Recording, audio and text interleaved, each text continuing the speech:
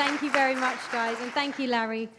Wow, when I was asked to come here today, I genuinely felt so privileged to be part of such a special event. We're here in London, a capital that's so cosmopolitan, rich in culture, and of course full of so many different languages, which makes events like today, I feel, even more important. Now, I did some research for today, and I found that 1 in 5 people living in London speak a main language that's not actually English. So that further highlights how important it is for us to learn languages, not just to speak to people on a worldwide scale, but to interact with people in our very local communities. So thank you for having me here today. It's a pleasure to celebrate with you, and well done. The performances so far have been brilliant, so well done to all of you. Now, as the lovely Larry mentioned, my name is Seema Patan. I'm a TV and radio presenter. So usually you won't find me looking like this. I'm normally wearing football boots, shin pads, football socks, and I'm running around on a football pitch attempting to play football with people that are far better than me. But I present on Match of the Day Kickabout, which is on CBBC, and of course I also present on The Right Stuff, which is on Channel 5. On The Right Stuff, in fact, only last week we were talking about the topic of languages, because a report came out in the papers to say that there's an alarming number of Brits that don't speak more than one of the top 10 languages in the world. And that got me thinking about my experiences with languages and how I've grown up with different languages. Now, growing up, my parents always encouraged me to learn languages, and they said it will open doors for you in the future. You never quite know when you're going to need to know another language.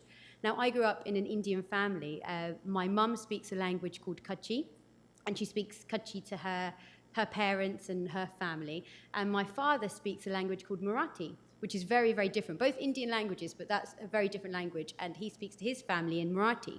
Now, together, they actually didn't know each other's language, so they had to find a common language that they both understood and both could speak. So they had to settle on Gujarati, which some of you may have heard of before. So I was quite confused growing up, very, very confused. Like, so many languages around me, and my dad always said to me, I always used to say, you're confusing me, there's too many languages for me to kind of grasp here. And he always said to me, you know what, in India alone, there's 780 languages spoken, so I think you had it quite lucky, really. So taking on board my parents' advice of, learning languages, I went to school to study languages. I went and studied French and German at GCSE. Now, when I was at school, that was an option available. You didn't have to do it. But I decided, you know what, I'm going to learn both. And later on, I traveled to Mexico, and I got to teach English to students abroad in Mexico. And obviously, to do that, I had to learn to speak Spanish. Now, I went there thinking, you know what, I'll pick it up. It's going to be easy. You'll be fine. I sort of learned as I was there. But I must say, I had some really funny experiences there. When I was there, I traveled with 3 other girls who were all on their gap year with me. And in the second week that we were there, it was one of the girls' birthdays. So I thought, right, we've been away, for 2 weeks. We've got 4 months to go. I'm going to make her birthday really special. So I went to a cake shop and thought, I'm going to buy her a cake and we're going to celebrate. So I went to the cake shop, and en route, I thought, I don't actually know how to say cake in Spanish. This was early on, so I didn't know how to say cake, but I thought, you know what, I've done French GCSE, so maybe it could be gâteau. Okay, so there's some Spanish speakers here. I thought, okay, in French it's gâteau, so possibly in Spanish it's the same. So I went up to the guy behind the till, I said, ¿Puedo tener un gato, por favor? Really proud of myself, I got a very strange expression glaring at me, and I thought, Seema, it's your pronunciation, try again. So I was like, un poquito gato, por favor?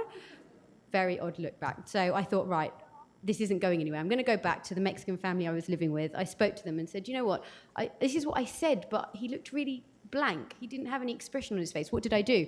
They laughed and laughed and laughed, and they said, Seema, in Spanish, gato means cat. So what you did is you've gone in and said, can I have a cat, please? And then just to re-emphasize, I said, can I have just a small cat, please? So that was my experience with Spanish abroad. And I must say, it was fun. I loved learning languages for GCSE and, of course, abroad. And that was the fun side. But I also understand there is another side, which is the hard work, the effort, the time, the discipline you need to learn a language. You have to put in a lot of effort. And I think I was speaking to some of you earlier, and where I went wrong, and I think quite a lot of people go wrong, is that we go to school, we learn a language, and then we leave and we don't maintain it. So it's very easy to forget the languages we learn. And that's why I think you guys are doing such a great job. Honestly, some of the projects and workshops that I've seen so far, and from talking to you in the other room, seeing all your displays, you should be really, really proud of yourselves. And for all of you that are students here, I work with a lot of students for CBBC, and I love working with young people, and I think you're doing a great job. I know how difficult it is at school to juggle all your subjects, to make key decisions, and you're making key decisions, some of you for university that I've spoken to earlier. You're doing a great job, and to have another language under your belt, it will certainly come into use later on in life. So my advice would be keep doing what you're doing. You never know when you're going to need a language, and well done to all of you. I'm really, really proud of you, and you should be proud of yourselves. So well done. Round of applause.